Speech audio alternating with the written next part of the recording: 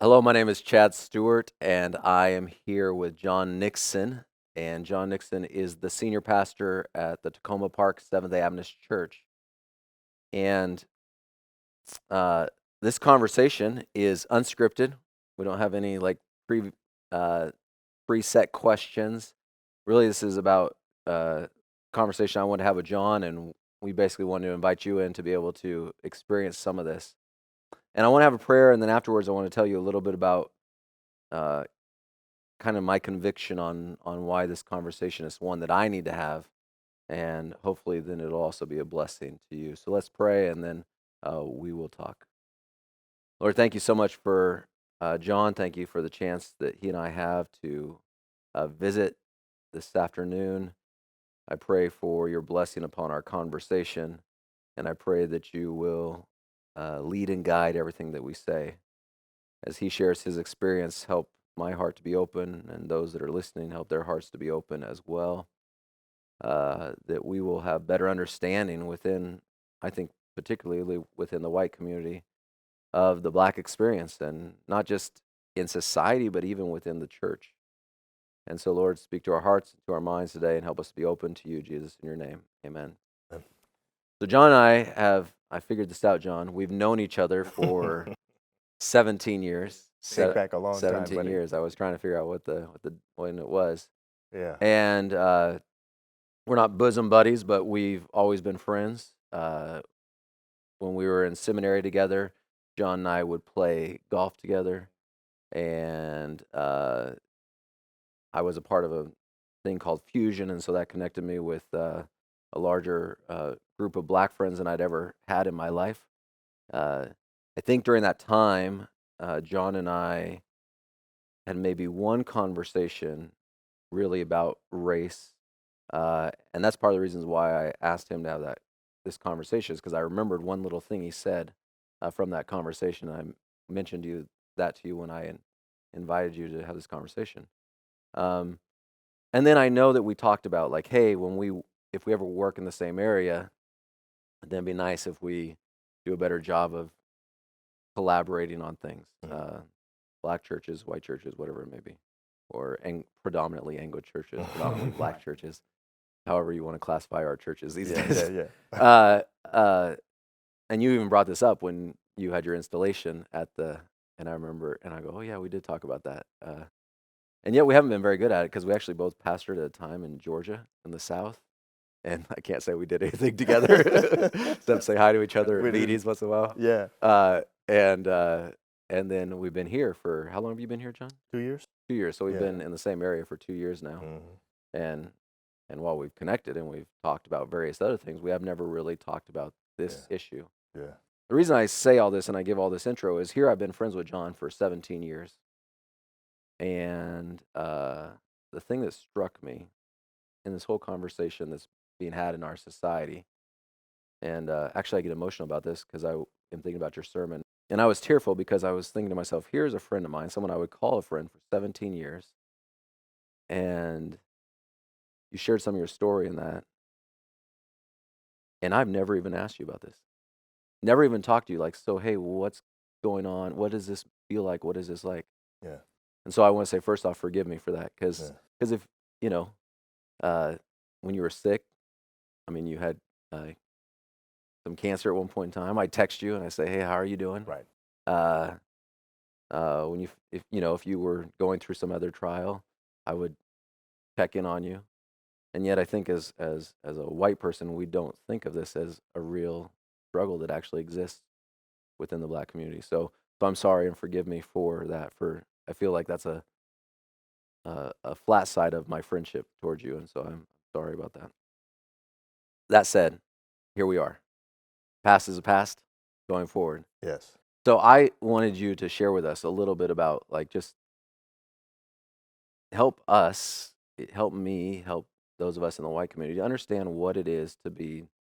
First of all, let's talk about just being black in America, and kind of your realization of that, and growing up, how that impacted the way you interacted and the way you did things, and some of those stories that I've since heard just in the last few weeks in regards to your experience. Yeah. Okay. So first, Yeah. I want to thank you for this opportunity. for us to do this together. I want to corroborate your story that we are indeed friends. They think I'm lying. No, I'm sure they don't think that. I'll accept your apology, but I don't think one is necessary. So, okay, when I had cancer, right? Let's use that as an example. I had cancer. That was an event. That was a moment in my life, and you asked me about it. But you don't ask me about it every time we talk. Yeah, that's true. And maybe every so often you might say something like, "Hey, how have you been doing since? Are you still cancer free or whatever?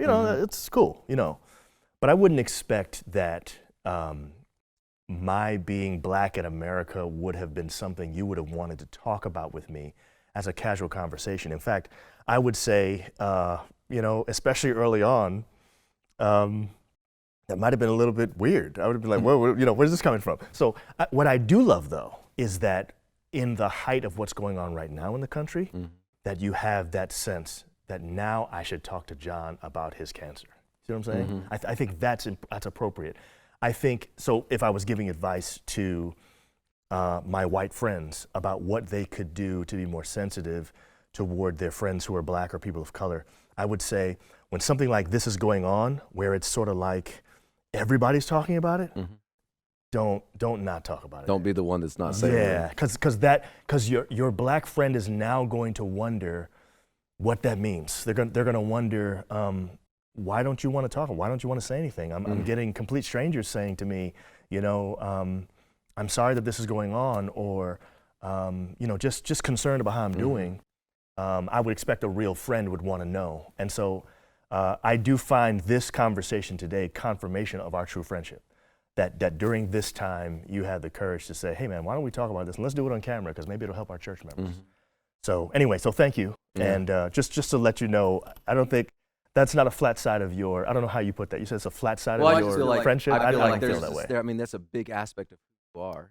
Okay. And not and really ever, I mean, not saying that just all the time, casually, like every time, because then that would almost be a little prejudice in itself. Exactly, like, yes. Hey, we have this conversation about black every time. So, right, yes. But there is a balance. But there is a balance, and I'm just saying, I mean, I remember one specific conversation, and then, yeah, you're right. Here we are.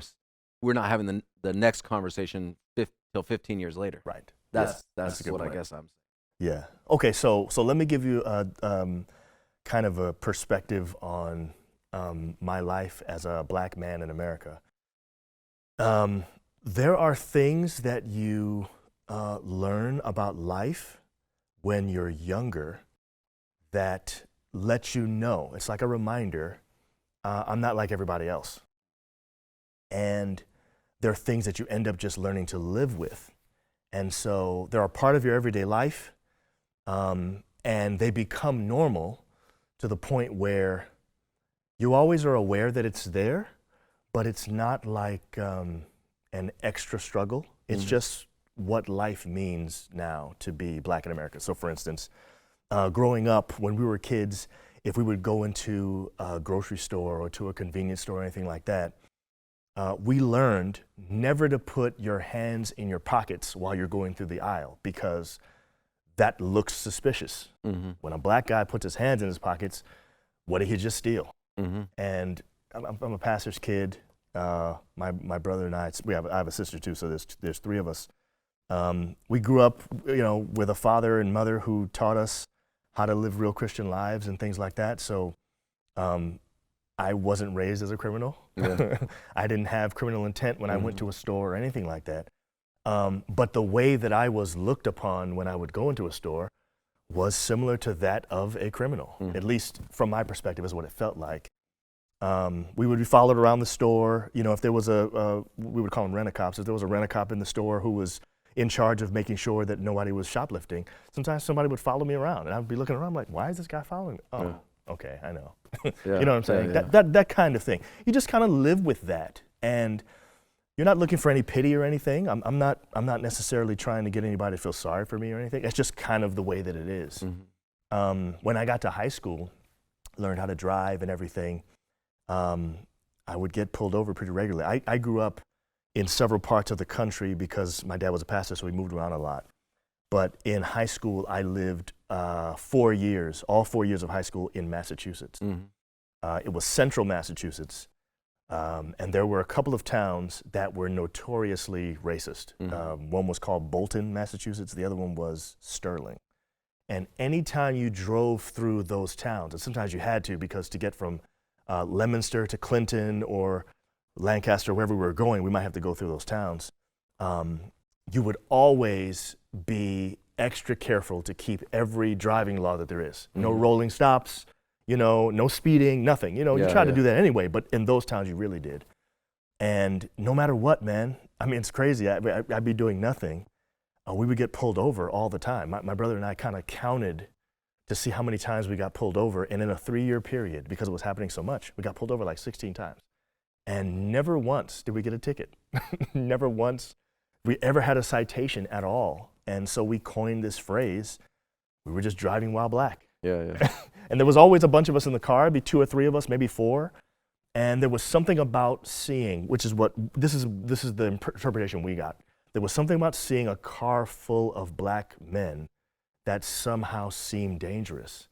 And the police officer felt that they needed to pull us over to make sure nothing was going on. Those are the kinds of things that you live with. You just grew up with that. And sometimes when you try to explain that to other people who have never really dealt with that kind of thing, they scoff. They say, "Oh, that's not true," or "That doesn't sound right." Or the natural reaction seems to be to deny that that's happening. And it feels so bad because you're already living this life where you feel like you're constantly under some kind of scrutiny. And then when you try to share that with one of your white friends or something, their immediate response is to dismiss you as if it's not true. It makes you feel even less seen. So there's that. And you don't grow up thinking automatically that because a person says that they must be also racist. But after a while, you start to feel as though, like the littler things build up because of those. Just the history of collection. It becomes this huge thing. And if I'm honest with myself, we call them microaggressions. When I was a kid, they didn't have a name for it. Yeah. Now sociologists have named it a microaggression. It's a small thing, it's really little, but over time it builds up to be this big thing, and you become more sensitive to it, and you start to notice it in other things. Yeah. And it does affect life. And so sometimes the way that it's counteracted in a black home is that your parents deliberately try to teach you that you are worth something. Yeah. And so you have a lot of this rhetoric in black homes where we say things like to our children, "You are somebody." And someone white might not understand why you would do that. Why would you tell your kid that? I mean, why is that even necessary? Well, it's because when they step out of their home, everything else about life seems to teach them that they're not worth as much as other people. So you have to almost deliberately reinforce for your children, you are worth something.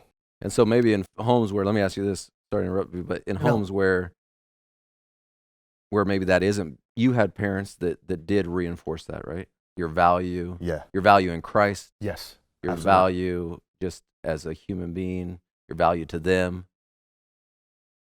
Would it be fair to say it's understandable that some people are more angry than you are if they grow up in a home where they're getting the microaggressions that you're getting, but they're not receiving that validation at home or in school or whatever it may be? Would that be fair? Absolutely, Chad. I think that there are some homes where maybe the awareness of that isn't as high. A parent might not understand the value of making sure that their child finds their worth in Christ or in their nuclear family or whatever. That person is even more damaged than someone like me. I agree with you. I think, you have the luxury in this case of talking to a person whose self-esteem is not super low, because I think my parents really did a good job of helping us to see that even though that may suggest that you're not worth anything, I want to show you this to show you that you are worth something. And so I got a lot of that growing up. Yeah. And so I think I have a healthy sense of not only my worth to my family, but my worth to God. And so that makes a big difference. But for all those that don't have that, I feel that there's an understandable anger That's right. more so. Absolutely. No question about it. You were talking about, you're just telling just a couple stories there, just a couple illustrations, and am I correct in saying this is what we speak of when we're talking about white privilege, right? Yeah. So white privilege, I would say, is And let me this last Sabbath when I preached, I read something an Adventist had posted on Facebook referring to systematic racism right. and white privilege as myths. Why are we perpetuating the myths of? So you grew up in the same generation as I did, and we're the same age. And that doesn't sound like much of a myth. But explain more. So delve into what white privilege is from a black person's perspective even more. Yeah. So there are a lot of technical definitions, right? Yeah. I would say if I was going to boil it down so that a white person understood it, it would be the ability to wake up and never have to worry about things like, are the police going to keep me safe or be a danger to me? Is someone at some point today going to discriminate against me in some way? Am I going to have to be treated differently simply based on the way that I look? Those kinds of things. Am I going to be walking through my neighborhood and someone's not going to recognize me, so they're going to call the cops? There you go. All those things are white privilege. There's got to be a way, I don't know how to do it, there's got to be a way to disarm, to take away the negative from the word white privilege so that a person doesn't automatically try to say that doesn't exist. Because all we're really saying is white privilege is simply the idea that you get to get up and spend an entire day, probably every day, without ever wondering about some of those things that people of color have to worry about all the time. That's basically what it is. It's an absence of something. It's the absence of oppression. So white privilege is in no way attacking white people. Correct. Right. It's not. They're not saying you're not saying because I have white privilege that is a fault of mine. Correct. Or makes me bad in some way. It just is what it is. It's not your fault at all. It's just the way things are. Yeah. So you're not responsible for your white privilege. So when white people hear this, they shouldn't get defensive and say like, oh, well, they're attacking me. Correct. So I'll give you another example. I have an area of privilege that I had to be made aware of, which is male privilege. Yeah. So even though I am black and a black male, in my context as a black male, I'm probably one of the more feared people around because of the way that stereotypes are about black males. But there is one thing I've never had to worry about. I don't have to worry about any of the things that my female counterparts have to worry about in ministry. And it was when we went to seminary together and I started listening to people like Leah Jordash and Dillis Brooks and Genevieve Coe. I mean, these women were in our classes with us. When they would speak up and talk about their experience, I would say, wow, I've never thought about that. That's never even crossed my mind. That's not even a thing. Yeah. Wait a minute, is it a thing? Yeah. And then I had to realize just because I don't experience it doesn't mean it's not real. And the moment I say to my woman pastor who is dealing with this, wow, I didn't even know that was a thing. Man, immediately I would notice a facial expression change, almost like a level of insensitivity that was like more than I even realized I was doing. Yeah. Because it was almost like kicking her while she was down. She's already telling me all this stuff she's going through. And the first thing I say is, man, whatever, that's not true. Are you sure? Yeah, really good. You talking about that? So I realized that I actually enjoy some privilege as well in my own life. And there are aspects of ministry, man, I've never dealt with some of the disrespect and some of the invalidation that some of my female counterparts have had to deal with in ministry. And so here's what I've decided to do. I've decided to use my male privilege for their benefit in every chance that I can get. I don't think they're looking for my pity, but I do think they're looking for me to speak up in a meeting when all the men are talking about something and we haven't considered anything from a female perspective and we got women pastors in here. Yeah. So I speak They up. don't need to be the ones to speak up for themselves. Sometimes they do, and they beat me to the punch, and I come and I say something harder because I need to make sure, because for whatever reason, hearing it from them doesn't have the same impact as it's hearing it from me. So that's using my privilege in a positive way. So those are ways in which I would say, if you are courageous enough to to look in the mirror and say, you know what, there are some things that I don't think I ever deal with. Okay, if that's what white privilege is, I can live with that. How can I use that to help my friend of color in whatever way that I can, so that I'm not just silently allowing the system to keep on doing what it's doing? Well, it's funny not funny, but it's just sad. It's sad, it's funny, I can't believe it. You know, you're talking about like being fearful of the police because here's in 3 years you get pulled over 16 times for being black. Right. And you were a good kid. I mean, right? I was a pretty good kid. I mean, obviously I did all of things. us, yeah, but now I was a bad kid. Right. I've been chased by cops. Oh my goodness. You know what my greatest fear was when What? I was chased by cops? What? Man, my dad's gonna kill me. Oh my goodness. That's white privilege. Officer. I didn't care about the police officer. Like I figure I'm young, they're gonna do what they're gonna do, and I'm gonna get like a slap on the wrist or something. You'll be back. Yeah. You get what I'm saying? I do. That's right. That's white privilege. Yeah. That my thought is, oh man, my dad is gonna be so upset with me. Right. Yeah. And your thought is, I hope I make it out of this. Right. So I tell you when that happened. So it's before I started driving. Good friend of mine, he actually has a daughter here. We're almost like brothers. His name is Leighton Kennedy. Leighton's daughter, 2 daughters, Jalissa and... I'm familiar with Leighton as he's a member of my exactly, church. He's a member of your church. Exactly right. He's a member of your church. That's why I said primarily Anglo churches. Exactly right. So Leighton's got 2 daughters here, and they are in, one just graduated high school, the other one just graduated 8th grade, Jalissa and Lavani.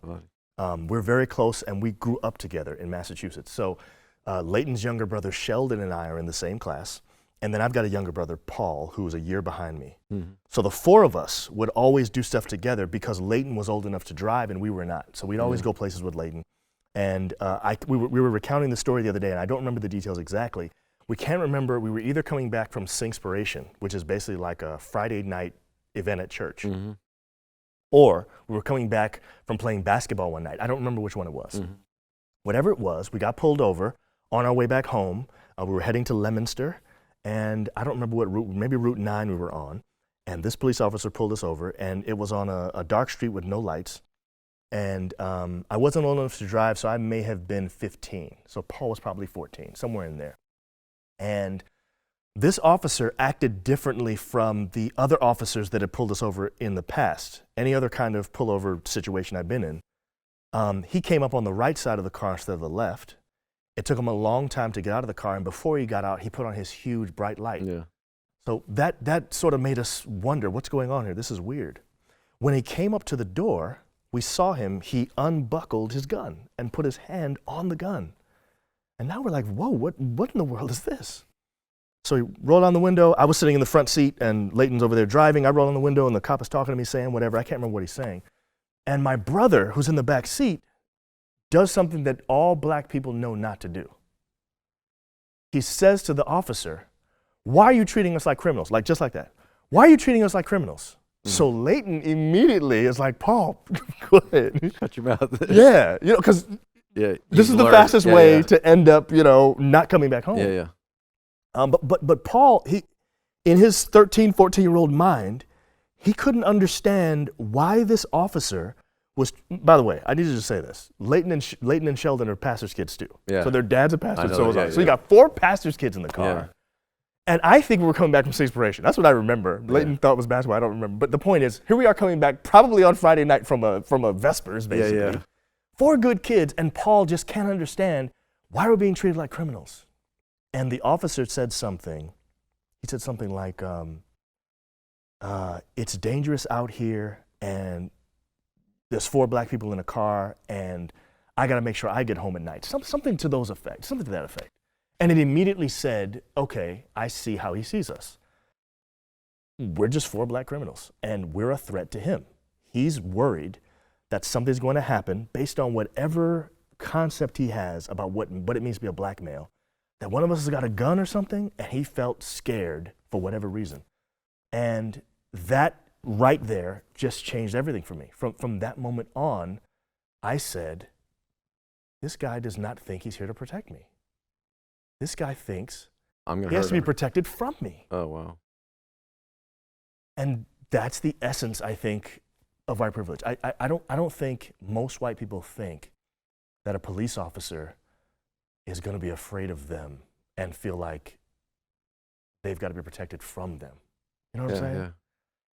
So that's the reality that we live with. So when my son, man, this got me the other day. I visited his Sabbath school class. You know, they do Zoom Sabbath school now, and when we have real church, I walk around to all the different classes. So I just get the Zoom numbers and I jump into the classes, and I went to theirs. His is a teenage one, and this is a couple of weeks ago as they were talking about everything that was going on with George Floyd, and they were trying to get information just from the kids about what they were feeling and stuff. And I was on mute, sitting in the background, just listening. And my son said, when I play basketball in the front yard, he said, whenever a police officer drives by the house, I stop playing and I go over toward the front door. I was like, what? I've never heard him say this. Yeah. And he said, I want to make sure that nothing happens, and so I move in that direction. And I was like, whoa. I've never taught my son to be afraid of the police. What I have done is I've said to him, when a police officer comes around, you make sure you're respectful, you don't raise your voice, you say yes sir, you look him in the eye. There are certain things, which are the things my wife, that's right, keep your hands visible. These are all things that my wife and I would tell him to do with anyone who is in an authority position, but we stress it a little bit more with police officers. But I've never told him to be afraid of police. At least I don't think I did. I don't know. When I heard him say that, I was like, where did he get that from? And I think that's the essence of what it's just like growing up as a black male in this country. There's that thing behind your mind, in the back of your mind at all times.